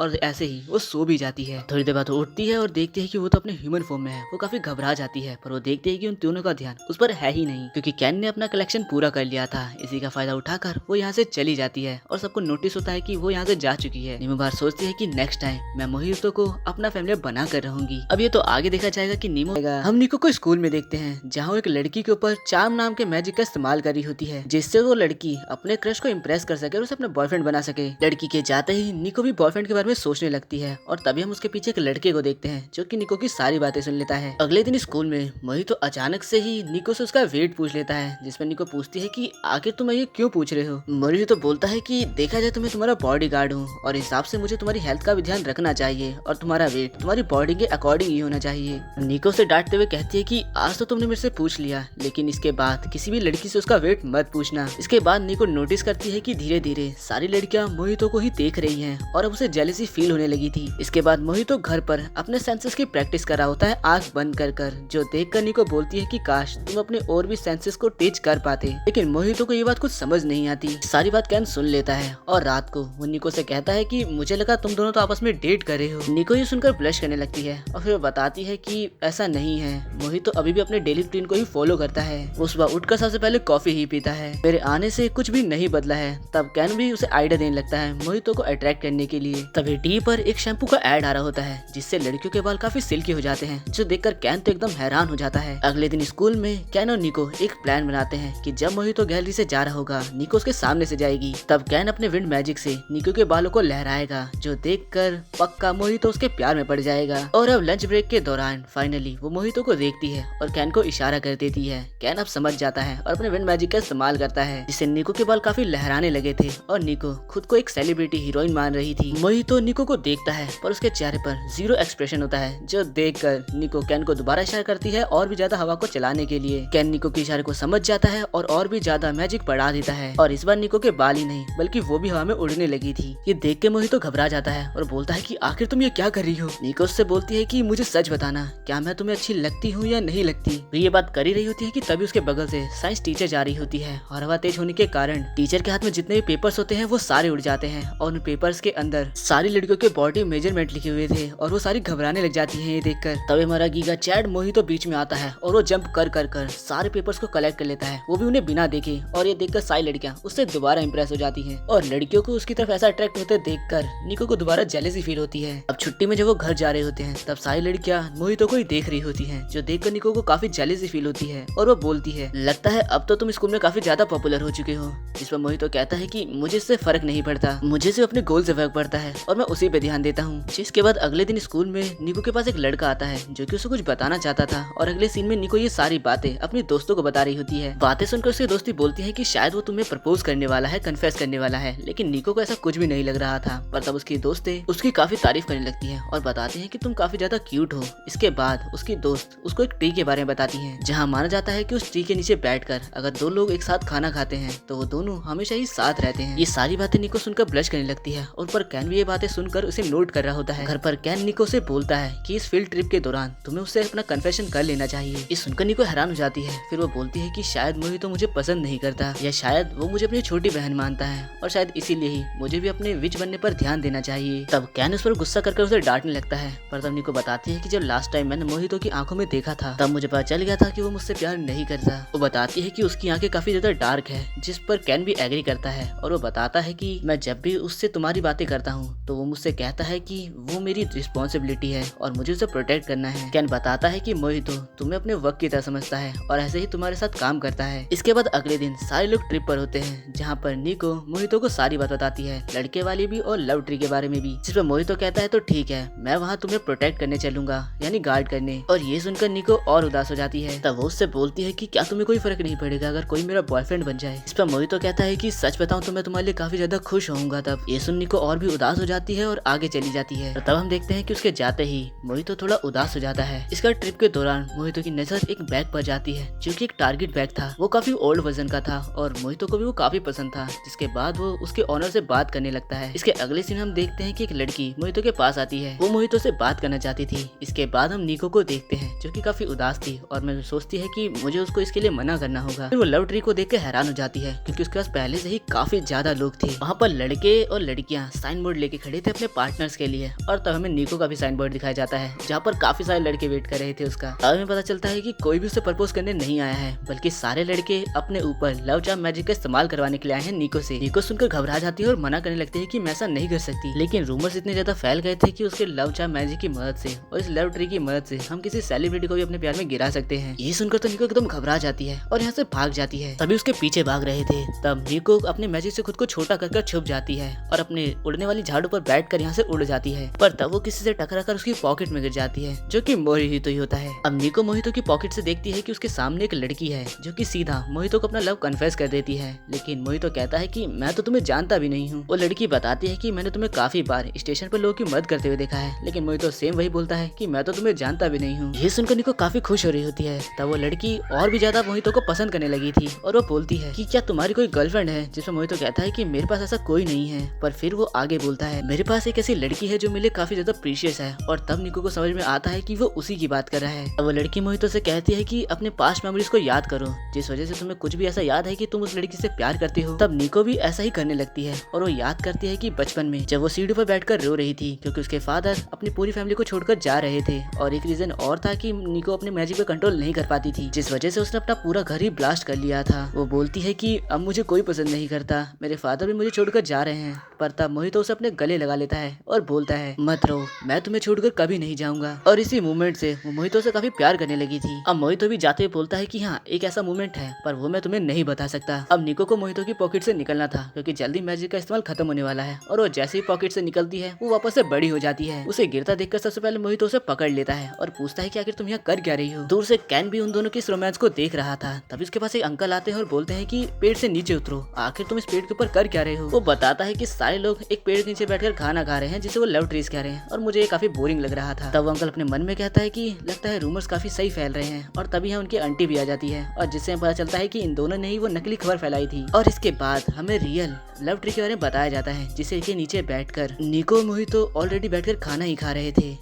अब कुछ दिनों बाद हम निको और कैन को घर पर देखते हैं जो कि यूट्यूब पर वीडियो बना रहे थे। तभी यहाँ पर मोहितो उन पर गुस्सा करते हुए आता है और बोलता है कि आखिर तुम क्या कर रहे हो। वो उसे सब कुछ बताते हैं जिस पर वो कहता है तो अच्छा तुम लोग यूट्यूब पर वीडियो बना रहे हो। वो दोनों बोलते हैं हाँ हमें ये काफी मजेदार लगता है और हम इससे काफी ज्यादा पैसे कमाएंगे और काफी ज्यादा फेमस भी हो जाएंगे। उन्हें तो ये काफी ईजी लग रहा था जिस पर मोहितो उन पर गुस्सा करने लगता है और बोलता है कि क्या तुम्हें ये बहुत ईजी लगता है। पर वो दोनों उसकी घंटा सुन रहे थे, उन्हें तो ये अभी भी मजाक ही लग रहा था। इसके बाद वो उन दोनों के चैनल को चेक करता है जिस पर वो देखता है कि ना तो इनके चैनल पे व्यूज आते हैं, ना ही ये लोग थंबनेल अच्छा बनाते हैं और ना ही उनके सब्सक्राइबर्स थे। और यहाँ ये दोनों तो काफी खुश हो रहे थे, उन्हें लग रहा था कि उन्होंने काफी महान काम करा है। मोहितो उनकी वीडियो चेक करता है जहाँ कभी वो गेम खेल रहे थे कुछ बिना बोले, किसी वायरल गाने पे डांस कर रहे थे और कभी किसी प्रोडक्ट का रिव्यू कर रहे थे। सारी वीडियो ही काफी बेकार थी जिस पर मोहितो उन पर गुस्सा करने लगता है। मोहितो उन्हें समझाता है कि ऐसी वीडियोस बनाना जो लोगों को पसंद आए काफी मुश्किल है। व्यूज गेन करना, सब्सक्राइबर्स गेन करना और ऑडियंस को अपनी तरफ अट्रैक्ट करना ये काफी ज्यादा मुश्किल होता है और ये सच में काफी मुश्किल होता है भाई। वो उन दोनों को समझाता है कि तुम्हारी वीडियोस बिल्कुल बेकार हैं, तुम बस कुछ भी बनाकर उठाकर डाल दे रहे हो। इसके बाद उन दोनों से बोलता है कि इस काम में एक ही बंदा तुम्हारी मदद कर सकता है। और अगले दिन स्कूल में वो दोनों को मगामी नाम के एक बंदे से इंट्रोड्यूस कराता है। ये बंदा वही है जिसका बैग मोहितो को काफी पसंद आया था और दोनों ने बात करी थी और तभी दोनों दोस्त भी बन गए थे। मगामी उन्हें बताता है कि तुम मेरी वीडियो देखोगे तब भी तुम समझ नहीं पाओगे कि ये मैंने बनाई है। उसका रिव्यू चैनल था जिस पर वो काफी अजीब अजीब चीजों का रिव्यू देता था। वो अपने बारे में भी काफी अजीब अजीब बातें बताने लगता है कि वो काफी वियर्ड है और काफी वियर्ड सी हरकतें भी कर रहा होता है, ये सब कुछ बताते हुए। और कैन को ये सुनकर काफी गुस्सा आ रहा होता है। धीरे धीरे उसके सबर का बांध टूटता है और वो बोलता है कि तुम्हें जो बात बतानी है तो वो बताओ ना, अपनी वीडियो के बारे में बताओ। इसके बाद हमें मगामी का चैनल दिखाया जाता है जिस पर ठीक ठाक सब्सक्राइबर थे और उसके चैनल का नाम था मगामी रेम्बो। अब वो एक वीडियो प्ले करते हैं जिसमें मगामी एक मूवी का रिव्यू दे रहा होता है, लेकिन रिव्यू देते वक्त बीच बीच में वो बातों के थ्रू कहीं और ही पहुंच जाता है। कभी अपने बारे में बताने लगता है, कभी अदर मूवीज के बारे में बताने लगता है, जिस पर कैन उस पर गुस्सा करते हुए बोलता है कि भाई तो एक ही टॉपिक पर क्यों नहीं रहता, बार बार ये कहाँ निकल जाता है। तभी मोहितो की नजर कोलैबोरेशन पर जाती है जहाँ उसने टी शर्ट के साथ कोलैब कर रखा था। अब वो बोलता है कि मगामी की वीडियोस तुम दोनों की वीडियो से तो अच्छी ही है। अब वो मगामी से बोलता है कि क्या तुम हमें टीच करोगे कि हमें वीडियोस को कैसे डालना चाहिए और कैसे करना चाहिए सब कुछ। मगामी थोड़ा शर्मा जाता है। फिर वो बताता है कि तुम लोग को हमेशा वीडियो के टाइटल अच्छा रखना चाहिए, थंबनेल अच्छा बनाना चाहिए, डिस्क्रिप्शन अच्छे से बनना चाहिए। जिस पर कैन बोलता है कि ये तो हमें पहले से ही पता है। जब मगामी कहता है कि यही सही तो इम्पोर्टेंट होता है। इसके बाद मगामी बताता है कि मैंने एक गेम का वीडियो भी बनाया था जिस पर मेरे काफी अच्छे व्यू भी आए थे क्योंकि मैंने वो काफी अच्छे से बनाई थी। मोहितो को यहाँ पर काफी कुछ समझ आ गया था और वो वीडियो बनाने के लिए बिल्कुल रेडी था। इसके बाद मगामी तीनों को कुछ चीजें देता है, जैसे निको को एक मांगा देता है, मोहितो को एक मूवी देता है और कैन को एक गेम देता है। और देते वक्त तो तीनों को एक ही बात बोलता है कि मुझे नहीं पता तुम्हें ये कैसा लगेगा पर मुझे तो ये अच्छी ही लगी थी। के बाद निको को गेम पर रिएक्ट करना था, उसने खेला तो नहीं पर उसे रिएक्ट करना था और इसमें कैन का कोई भी काम नहीं था। इसके बाद मोहितो एडिट करने बैठ जाता है जहाँ मगामी उसे टीच कर रहा होता है और अब फाइनली वीडियो बनकर अपलोड भी हो जाता है। वीडियो प्ले करते हैं जिसके अंदर निको सिर्फ गेम का रिव्यू दे रही थी। गेम ज्यादा अच्छा नहीं था पर वो अच्छा खासा रिएक्शन दे रही थी जिस वजह से थोड़े समय में ही उनकी वीडियो पर काफी अच्छे व्यू हो जाते हैं और वो दोनों काफी खुश हो जाते हैं। इसके लिए वो मोहितो को काफी शुक्रिया करते हैं पर हम मोहितो की हालत देखते हैं जो कि काफी ज्यादा खराब हो चुकी थी। इतनी वीडियो को एडिट कर तो मेरा भी यही हाल होता है। तो मोहितो उन्हें काफी ज्ञान देने लगता है और अगले दिन जब मोहितो वीडियो बनाने आता है तो वो देखता है कि वो दोनों बिल्कुल ही वीडियो नहीं बना रहे हैं। उनका मन काफी जल्दी भर चुका है यूट्यूब से। अगले दिन स्कूल में निको को एक शिजुका नाम की लड़की नोटबुक देने आती है। निको उसके बारे में सोचते हुए बोलती है कि वो कितनी प्यारी है और उसकी आवाज भी कितनी अच्छी है। पर फिर वो उसकी हैंड राइटिंग देखती है और समझ में आता है कि वो इतनी भी परफेक्ट नहीं है। इसका शिजुका मोहितो निको को अपनी प्रॉब्लम बताती है जहाँ वो बताती है कि मुझे समझ तो सब कुछ आ जाता है अच्छे से पर मैं उसे एग्जीक्यूट नहीं कर पाती। वो बताती है कि उसकी ग्रैंडमा बचपन से उसे काफी सारी चीजें सिखा रही है जैसे कि तलिस्मान पर लिखना, फ्लावर्स का ध्यान रखना और ट्रेडिशनल डांस करना और साथ ही ग्रीन टी पीने वाला कोई ट्रेडिशन होगा इनमें वो भी कर सिखाती है। पर शिजुका इन सब में ही अच्छी नहीं है। तब निको बोलती है कि आखिर तुम चाहती क्या हो, जिस पर शिजुका बोलती है कि तुम मेरी मदद कर दो, मैं तुम्हें इसके लिए पैसे भी दूंगी, शायद ये काफी अमीर है। अब वो बताती है कि उसकी ग्रैंड माँ चाय समारोह के समय उसका टेस्ट लेने वाली है। शिजुका बताती है कि अगर उसे फेल हो जाएगी तो उसके साथ बहुत गलत हो सकता है। निको सोचती है कि उसके पास ऐसा तो कोई स्पेल नहीं जिससे वो परफेक्ट हो जाए, लेकिन इसके बाद वो मोहितो और शिजुका के हाथ पर एक स्पेल कास्ट कर देती है जिससे मोहितो अपने हाथों के द्वारा ही शिजुका के हाथों को कंट्रोल करने लग गया था। और अब चाय सेरेमनी के दौरान सिर्फ मोहितो को काम करना है और शिजुका के हाथ उसे ऑटोमेटिक करने लगेंगे। अब मोहितो फंसी चुका था तो उसे चाय सेरेमनी के बारे में काफी कुछ पढ़ना पड़ता है और फाइनली सेरेमनी वाला दिन भी आ जाता है जिस दिन टेस्ट है। यहाँ मगामी भी आया था कैन पूछता है कि आखिर ये क्या कर रहा है। तभी मगामी गोगल्स निकालता है और बताता है कि इस पर कैमरा लगा हुआ है, जिससे हम लैपटॉप में ये देख पाएंगे कि शिजुका क्या कर रही है। तभी यहाँ शिजुका भी आ जाती है और बताती है कि टेस्ट आज ही है। वैसे तो टेस्ट कल होने वाला था, लेकिन मेरी ग्रैंडमा आज ही आ चुकी है। सारे लोग इससे काफी ज्यादा डर जाते हैं। इसका टेस्ट में उसकी ग्रैंडमा शिजुका से काफी कुछ पूछ रही थी, लेकिन मोहितो इसका जवाब नहीं दे रहा था। निको बोलती है कि आखिर तुम जवाब क्यों नहीं दे रहे, जिस पर बोलता है कि तुम अपना मुंह बंद रखो। और यहाँ शिजुका भी अपनी ग्रैंडमा से बोल देती है कि अपना मुंह बंद रखो। शिजुका से ज्यादा या मोहितो घबरा रहा था। इसके बाद दोबारा ग्रैंडमा उसे काफी सारे क्वेश्चन करती है, जिसका आंसर यस ग्रैंडमा कहकर शिजुका से दिलवा रहा था। इसके बाद टेस्ट स्टार्ट होता है, जिसमें सबसे पहले उन्हें डोर ओपन करना होता है और मोहितो समझा रहा होता है कि आखिर इसे कैसे करना है। गेट को धीरे धीरे खोलना होता है, लेकिन यहाँ पर शिजुका का हाथ गेट में सही से अटक ही नहीं पा रहा था और बार बार खटखट की आवाज आ रही थी, जिससे ग्रैंडमा थोड़ी हैरान हो जाती है। जिसके बाद शिजुका काफी जोर से गेट खोल देती है और वो मन में सोच रही थी कि मोहितो तुम ऐसा कर सकते हो, मुझे तुम पर भरोसा है। इसका सेकंड रस्म थी कि उन्हें गेट से अंदर आना है बिल्कुल धीरे धीरे, लेकिन यहाँ पर मोहितो की वजह से शिजुका अपने हाथों पर मेढक की तरह कूद कूद कर अंदर आ जाती है, जो देखकर ग्रैंडमा हैरान हो जाती है। और सारे लोग भी देखकर हैरान होते कि आखिर ये कर क्या रहा है मोहितो। पर इसमें मोहितो की भी कोई गलती नहीं थी, क्योंकि वो इतना ज्यादा पावरफुल ही है कि उसकी वजह से शिजुका खुद ही हवा में उड़ जा रही है। अगली सेरेमनी में उन्हें कैंडी को खाना था एक अच्छी तरीके से। यहाँ पर कैन मोहितो के सामने एक बिस्कुट रख देता है और वो खाता है, लेकिन कैंडी खाते ही शिजुका उसे उगल देती है, क्योंकि यहाँ पर मोहितो बिस्कुट को काफी फास्टली खा रहा था, लेकिन शिजुका इतना तेज अपना मुंह नहीं चला पा रही थी और इसीलिए उसने कैंडी को बाहर उगल दिया। ऐसा देखकर ग्रैंडमा काफी ज्यादा डर चुकी थी और यहाँ पर कैन और बाकी सब बोलने लगते हैं कि आखिर ये हो क्या रहा है। मोहितो के सबर का बांध टूट जाता है और वो चिल्लाकर बोलता है अपना मुंह बंद करो। और यहाँ पर शिजुका काफी डरावना फेस बना लेती है, जिससे उसकी ग्रैंडमा अगेन डर जाती है। इसके बाद फाइनल सेरेमनी आती है, जिसमें उन्हें ग्रीन टी को पीना था। बाउल में 2 बार ग्रीन टी को शेक कर पीना था और इस वक्त ग्रीन टी पीते ही शिजुका के मुंह पर वो ग्रीन टी लग जाती है और ये सब देखकर उसकी ग्रैंडमा से काफी ज्यादा गुस्सा करने लगती है और बोलती है कि इस टेस्ट में तुम फेल हो चुकी हो शिजुका। तभी यहाँ पर एक मधुमक्खी आ जाती है, जो कि उसकी ग्रैंडमा के ही पीछे पड़ चुकी थी। वे दूसरी तरफ मोहितो एक लकड़ी उठाता है और यहाँ शिजुका भी एक लकड़ी उठा लेती है और मोहितो के एक्ट करते ही शिजुका उस मधुमक्खी को एक ही बार में पकड़ लेती है, जिससे उसकी ग्रैंडमा उससे काफी इम्प्रेस हो जाती है। इसके बाद स्कूल में शिजुका बताती है उस टेस्ट में तो वो फेल हो चुकी है, लेकिन उसकी ग्रैंडमा ने उसको एक और चांस दिया है और इस बार वो काफी मेहनत कर इस टेस्ट में पास हो ही जाएगी।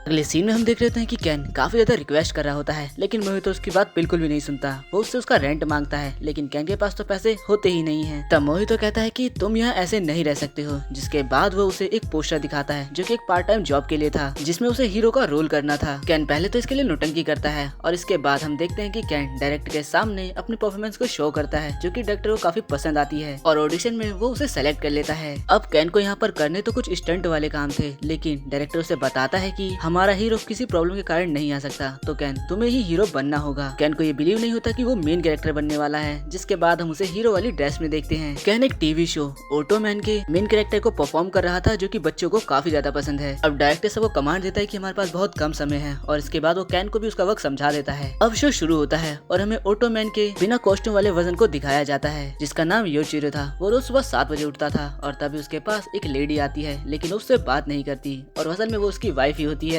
इसके बाद दोनों ब्रेकफास्ट करने लगते हैं। तभी कैन बीच शो में आकर पूछता है कि भाई आखिर तुम लोग ये क्या कर रहे हो। फिर डायरेक्टर उसे आके बोलता है कि तुम बीच में इंटरप्ट क्यों कर रहे हो। कैन बोलता है कि ये कैसा शो है जहाँ पति पत्नी आपस में बात ही नहीं कर रहे, लेकिन डायरेक्टर उसे डांट देता है। इसके बाद हम दोबारा मोइशिरो को देखते हैं, जो कि ट्रेन का इंतजार करता है, पर उसे सीट नहीं मिलती। योचिरो की लाइफ इतनी भी बोर नहीं थी, क्योंकि उसके ऑफिस में उसकी फीमेल बेस्ट फ्रेंड भी थी। वो दोनों आपस में बात करते हैं, जहाँ उसकी बेस्ट फ्रेंड बोलती है कि हम दोनों ने काफी कम समय साथ में बिताया है, लेकिन फिर भी मैं बस तुम्हें ही पसंद करती हूँ। हाँ मुझे पता है कि तुम्हारी शादी हो चुकी है। और कैन ने सोचा था कि आखिर कितना बोरिंग शो है। तब योचिरो शो में बोलता है कि मुझे नहीं पता है कि इसका आंसर कैसे देना है, और तब वो लड़की बोलती है कि मैं बताती हूँ तुम्हें आंसर कैसे देना है। और लिटरली वो तब वहाँ पर एक मॉन्स्टर में बदल जाती है। और अब बारी थी एक्शन की। कैन बोलता है तो वो लड़की एक एलियन थी। कैन को एक्शन में बुलाया जाता है और कैन सीधा ही फाइनल बॉस को मारने चला जाता है। डायरेक्टर उसे रोक देता है और बोलता है कि पहले तुझे इसके चेले चपाटों को मारना होगा। जिसके बाद वो फाइनल बॉस के पहले चेले चपाटों को पेल देता है। डायरेक्टर भी सोचता है कि ये नया बंदा तो काफी कमाल का है। अब सारा एक्शन ड्रामा खत्म होने के बाद योचिरो अपने ऑफिस का काम खत्म कर घर पर जाता है, जहाँ उसकी वाइफ ने पूरे टेबल को सजा रखा होता है और वो बोलती है कि आज हमारी वेडिंग एनिवर्सरी है,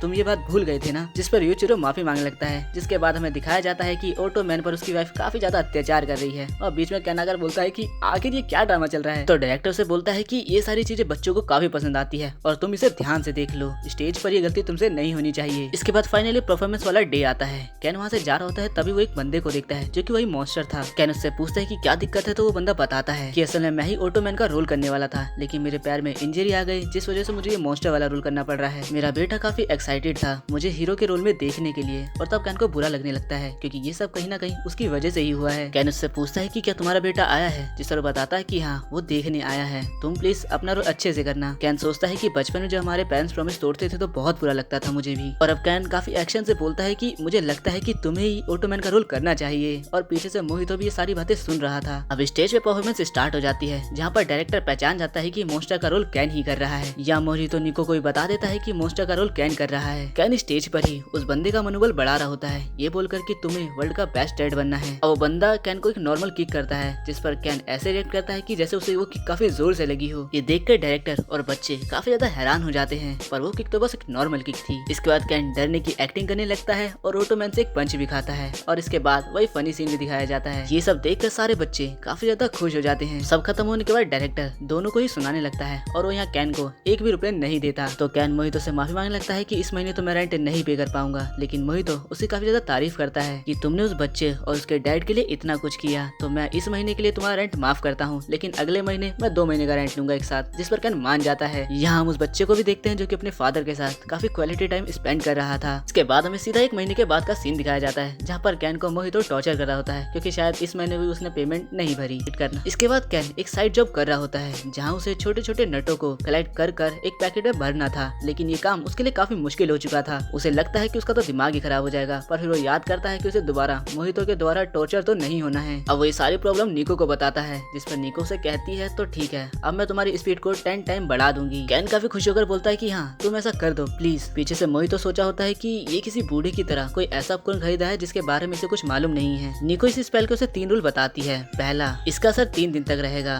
दूसरा, कि उसे किसी भी बंदे पर अटैक नहीं करना है वरना काफी दिक्कत हो सकती है। और तीसरा, मेंटली या डिप्रेशन के ऊपर था, वो भी 10 गुना बढ़ जाएगा। लास्ट रूल सुनकर वो थोड़ा डर तो जाता है, लेकिन फिर वो बोलता है कि तुम इसे कर दो, मैं बिल्कुल भी डिप्रेस नहीं होऊंगा। निको उसके ऊपर स्पेल कास्ट कर देती है। स्टार्टिंग में तो उन्हें लगता है कि ये काम नहीं करा, लेकिन जैसे ही कैन बोलता है तो 10 गुना कुछ ज्यादा ही स्पीड में बोल रहा था। किसी को कुछ समझ नहीं आता, निको और मोहितो डर जाते हैं। तब कैन एक पेपर पे लिखकर दिखाता है, जिस पर लिखा रहता है कि आखिर तुम लोग क्या बोल रहे हो, मुझे कुछ समझ नहीं आ रहा। मोहितो बताता है कि उसकी स्पीड 10 गुना बढ़ चुकी है, इसीलिए हम जो उसके लिए बोल रहे हैं वो काफी ज्यादा स्लो है, यानी 0.1 जितना। और जब भी ये बोल रहे थे तो कैन को लग रहा था कि ये किसी गोस्ट की तरह रिएक्ट कर रहे हैं, जिससे वो डर जा रहा था। अब कैन को याद आता है कि इसका असर 3 दिन तक रहने वाला है, तो वो बेचारा यहाँ से चुपचाप चला जाता है, ये सोचकर कि यहाँ मेरा टाइम ही वेस्ट होगा। इसके बाद वो वापस से पैकेजिंग का काम चालू कर देता है, लेकिन अभी भी कैन के लिए तो एक नॉर्मल ही था, और दोबारा से उसे एक पेज नीचे गिर जाता है, और वो सोचता है कि आखिर ये क्या हो रहा है और अब मैं इसे 3 दिन तक कैसे झेलूंगा। और तभी उसे रियलाइज होता है कि लोगों का 3 दिन इसके लिए 30 दिन के बराबर होगा। ये सोचकर तो बेचारा काफी ज्यादा डर जाता है। कैन सोच लेता है कि 3 दिन तक तो मैं ऐसे नहीं रह सकता, और इसीलिए वो वापस से निको को जाकर सब कुछ बताने लगता है, लेकिन उसकी बातें निको और मोहितो बिल्कुल भी समझ ही नहीं पा रहे थे। तब मोहितो और कैन पेपर पे लिखकर उसे बोलते हैं कि तुम थोड़ा धीरे बोलो, और जब बेचारा धीरे बोलता है तो काफी वियर्ड सा फेस बना लेता है। निको उससे माफी मांगने लगती है कि सब मेरी गलती है, लेकिन फिर भी अभी भी हमें तुम्हारी भाषा समझ में नहीं आ रही है। कैन पूरी तरह से टूट चुका था। अब वो अपना खाना लाता है, खाता है और चुपचाप चला जाता है। वो दोनों आपस में बात करने लगते हैं कि आखिर उन दोनों को क्या करना चाहिए, ऐसे तो प्रॉब्लम बढ़ जाएगी। तभी वहाँ पर कैन दोबारा आता है और अपने लिए दोबारा खाना लेकर खाने लगता है। और अभी बस 30 मिनट ही बीते थे, तभी निको उससे दोबारा माफी मांगने जाती है और बोलती है कि मैं तुम्हारे साथ ही रहूंगी, ये सब कुछ मेरी वजह से ही हुआ है। लेकिन कैन उसे बोलता है कि तुम पीछे हट जाओ, पर ये बात किसी को समझ में ही नहीं आती। के बाद मोहितो बोलता है कि वो उसी तरह से जीता रहा और उसने बहुत सारा खाना खाया, हमें दिखाया भी जाता है। वो जब बात करने की कोशिश करता तो किसी को समझ में नहीं आता,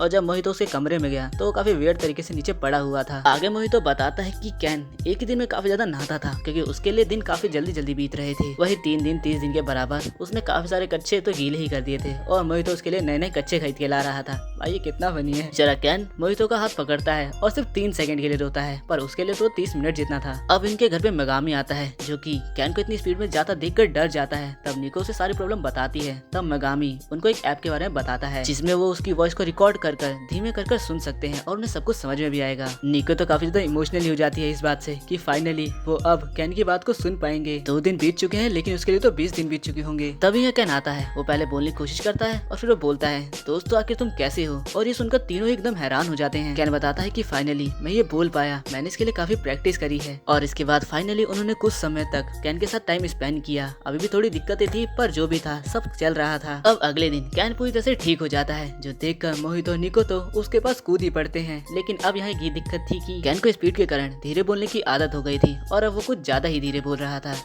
अब अगले दिन कागा निको के पास आती है और उसे बताती है कि उसने गलती से एक बहुत इंपॉर्टेंट पेपर को खराब कर दिया है और वो बोलती है कि प्लीज तुम अपने मैजिक से इसको फिक्स कर दो, जिसके बदले वो उसे अपनी फेवरेट ड्रेस देने को भी तैयार थी। लेकिन निको बोलती है कि इसको ठीक करने के लिए मुझे काफी सारे मिक्स स्पेल का यूज करना पड़ेगा और एक तरह से ये काफी मुश्किल है। ये सुनकर कागा काफी ज्यादा उदास हो जाती है। तभी मोहितो से पूछता है कि आखिर इस पेपर में इतना इम्पोर्टेंट था क्या। तब कागा बताती है कि ये लेटर मेरी मॉम का है जो कि मर चुकी है। और फिर वो बताती है कि घर पे उसके डैड लेटर पढ़ रहे थे और जब कागा ने पूछा कि ये लेटर मॉम का है और मुझे पढ़ना है तो उसके फादर ने इस लेटर को सीधा नष्ट ही कर डाला और उसे पढ़ने नहीं दिया, जिस पर इसे काफी ज्यादा गुस्सा आया। और अब मोहितो बोलता है तो यानी तुम्हें ये जानना है कि उस लेटर में इतना इम्पोर्टेंट था क्या। ये सुनकर निको बोलती है कि मैं कैसे भी तुम्हारी मदद करके रहूंगी, जिस पर कागा बोलती है लेकिन तुमने तो कहा था ये एकदम इम्पॉसिबल है। तो अब निको फटे हुए पेपर्स को जोड़ने लगती है लेटर्स की फॉर्म में, जिस पे कागा बोलती है कि ये काफी मुश्किल है, आखिर तुम ऐसा क्यों कर रही हो। निको बोलती है कि मैं किसी न किसी तरह तुम्हारी मदद करना ही चाहती हूँ। ये देखकर मोहितो भी उसकी मदद करने लगता है। साथ ही मोहितो बताता है कि बचपन में एक बार मैंने एक कासिल को बस तिल्लियों की मदद से बनाया था, तो ये मेरे लिए ज्यादा मुश्किल नहीं होगा। और अब निको कहती है कि मैं बस तुम्हारी मदद करना चाहती हूँ, जो सुनकर कागा उसके गले ही लग जाती है और अब वो भी उनकी मदद करने लगती है। अब तीनों पेपर अलग करते हुए काफी सारी बातचीत भी करते हैं, जिस बातचीत में कागा बताती है कि जो मेरे डैड है वो मेरे रियल डैड नहीं है। और ये बात कागा को तब पता चली थी जब वो 7 साल की उम्र में अपने रिलेटिव्स के घर गई थी। कागा बोलती है कि मुझे इससे कोई फर्क नहीं पड़ता क्योंकि वो हमेशा ही मेरी खुशी के बारे में सोचते हैं। और अब फाइनली काफी देर मेहनत करने के बाद वो सारे पेपर्स को कलेक्ट कर ही लेते हैं, जिसके बाद रिको अपने मैजिक से उसे पूरा लेटर बना देती है। कागा लेटर पढ़ती है जिसमें उसकी मॉम लिखती है कि मुझे माफ करना, मेरी बीमारी के कारण मुझे नहीं पता कि मैं कब मर जाऊंगी। मैं इस लेटर में सिर्फ वही चीजें लिखूंगी जो मैं तुम्हें बताना चाहती हूँ। और जब कागा लेटर आगे पढ़ती है तो उसे पता चलता है कि जो उसकी मॉम है वो उसकी रियल मॉम नहीं थी। असल में उसके डैड और उसकी मॉम की जब शादी होने वाली थी तभी उसकी मॉम मर चुकी थी और जो कागा के डैड है वही उसके रियल डैड है। कागा इससे हैरानी थी कि तभी यहाँ उसके फादर भी आ जाते हैं और बोलते हैं कि तुम्हें लेटर नहीं पढ़ना चाहिए। लेकिन मोहितो से समझाता है कि ये लेटर उसकी मॉम ने उसके लिए लिखा है और उसका भी अधिकार बनता है सारा सच जानने का। कागे के फादर समझ जाते हैं और उसे लेटर पढ़ने की परमिशन दे देते हैं। अब कागा के फादर बताने लगते हैं कि तुम्हारी रियल मॉम तो बहुत पहले ही मर चुकी थी। मैं नहीं चाहता था कि तुम्हें तुम्हारी सेकंड मॉम के बारे में पता चले। मुझे इससे लगा कि तुम लोगों का रिलेशन खराब हो जाएगा। तब कागा रोने लग जाती है और बोलती है आपको मुझे इसके बारे में बताना चाहिए था, मुझे इस बात से कोई फर्क नहीं पड़ता, वो मेरी माँ ही थी आखिर में। ये सुनकर उसके फादर इमोशनल हो जाते हैं और रोते हुए बोलते हैं